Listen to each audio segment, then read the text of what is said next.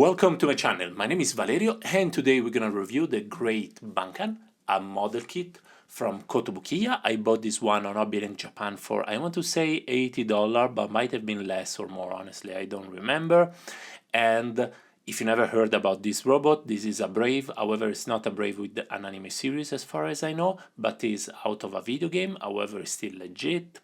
And this is it's not the last of the Brave because they just did one after him and they published the manga out of him. I think the name is Gaan. Anyway, let's go back to this model kit.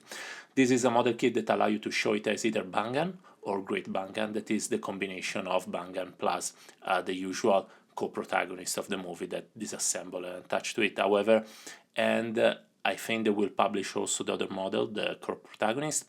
However, it is nice to have both the option because how Kotobukiya normally does for the Brave kit is that they give you the base, the main protagonist robot, and then into the co-protagonist they put you the option part to actually make it become the ultimate version of this robot, so you have to buy both. In this case, you can just buy this box and be happy about it, and if you want, you buy the co-protagonist. But since they didn't publish or show it anything more than an unpainted sample, I think we're gonna be okay with that. So I will not show the content, the runner content. We'll just go into accessories, then we're gonna look at the robot, and then we're gonna do some comparison, then we're gonna look at the combined version of the robot. Now there are a ton of stuff. Why? Because as I say, Baan can be shown as Great Baan.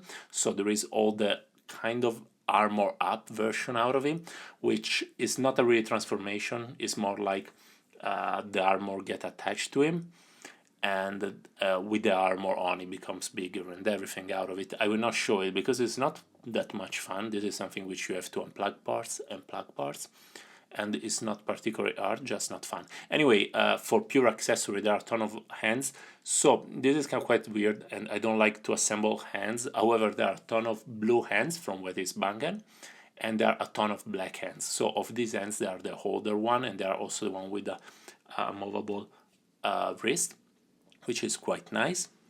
As you can see, they are exactly the same hand from Black. Now there are two extra necks, one for him and the other one for X-Kaiser. Is if you want to put it into a look down kind of position, you need an extra longer neck, and this is nice that they give you an extra one out of it.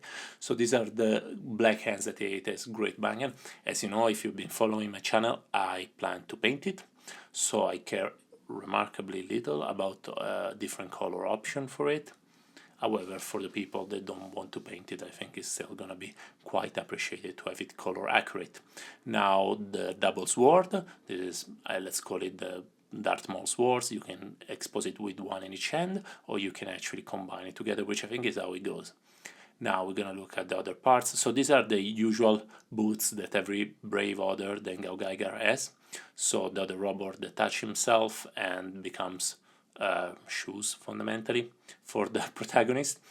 These are okay, you don't lose too much into posability, however a tiny bit yes, and there are quite a bit more seam lines within the armored up version out of it, while on the base model of Baan there are no seam lines, which is great, or if there are too tiny and little, while here you will have to do some work to do. So these are what becomes like the pecs of the robot, the cover for the pecs. As you can see, the color are pretty nice, and I quite like that there are no stickers whatsoever, which is the nice thing with Kotobukiya. You will not need to resculpt the bit out of it, but as I say, you will have to fix the seam line unless you want to look, unless you just like to straight build out of it. This attached to the dragon that he has on his chest. These are the giant wings. So the giant wings have a really kind of funny attachment mechanism to the body, which is okay on one hand, is not okay on the other hand, and I will get into detail later. And this is the crown that is over his head, or the halo, since he's the saint of the Brave. Now, oh sorry, and this is on the back is like a giant beak that attach between the shoulder blades. Now still quite a bit of accessories, and the extra for the Great Baan version, and they're nice. Now we're gonna look at the robot finally. So this is the Baan. I want to say that is in this version, so without the bigger shoulder and whatnot, it is 6 and something inches. However, I didn't measure it. I know that it's a tiny bit more than 7 inches when it's combined with this into its great form. However, let's bring up. I think this is the better tool of the version. First, you can actually see there are no seam line. It looks straight. It's really streamlined. There are not polycaps. Holds well. It can also pose. Is very posable with engineering solutions that are quite a bit different from Bandai one. So if you're curious about building something, that's great. Difficulty level of the build extremely low. This is as hard as an HG to build. However, different inside of it. There are a ton of parts that do a ton of different things. Not all the engineering on the same level, but some is really creative and I still have to appreciate. And I don't know why in camera doesn't look good. I'm very, very surprised by it. Now we're gonna go for articulation. So the neck is on a ball joint and the head is on a ball joint, so you can get every kind of movement, even the quagmire ziggity ziggity. Now the arms goes up to, sorry, you see some parts fell down fundamentally because I did the combination back to forward. I didn't press too many times. Anyway, the arms go up to shoulder level, and by combination with the transformation in Great Baan. Now, double joints, it can close almost completely. The arms versus the shoulder. There is a tiny bit of butterfly joint. Yeah, this is the only bit that I'm not super convinced about it. It's just a tiny bit, while once you build it, it gives you the impression that it might be much bigger. However, you have a bit of butterfly joint. You can move the skirt, and now we can do the Van Damme on one side and on the other side. So you have to pay attention because this part is on a ball peg, but it gives quite a bit of possibility. And if you want more, you can just remove the skirt and then it's gonna do the full split. Now that is just okay. Double joint over the knee, they raise pretty high up. And on the feet there is a part where you can move the tips, and then the whole feet is on a ball peg, so even more possibility of moving. While for the wings it is kind of fine because you plug them into this piece and you can decide how much they are open, which is great because normally with big heavy wings they're gonna weight a lot over the joint, and unless it's something very, very hard, they're gonna make it flop after some time. Anyway, I like the articulation, does everything it's supposed to do. Now, very quick comparison of the Great Baan, the Baan, and then we're gonna look the Great Baan. This is with my Kaiser SMP. I think the Baan is way better.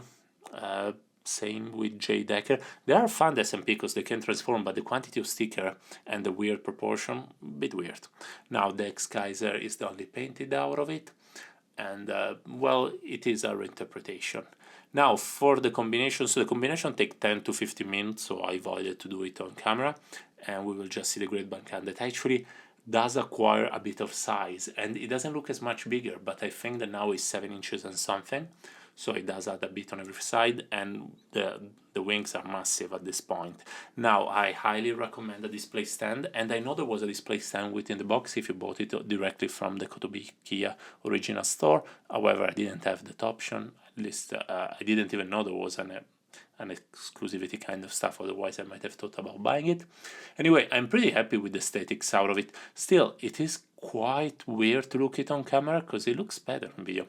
Anyway, as I was saying, the armor piece, you can see quite a bit of seam lines over it. That's why I was saying I think that most of the money in engineering went into the base model, and it's not like they were an afterthought, not at all, but they are better done.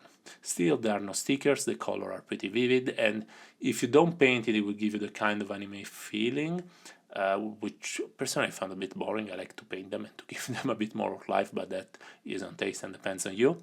Now we're gonna do a bit of comparison. So, and this is another weird thing, Lego Dude very small, but it looks as big as J-Decker. It's way bigger. And I don't know why the camera, maybe I didn't put them on the same level or something with the knee, but it occupies way more space out of it.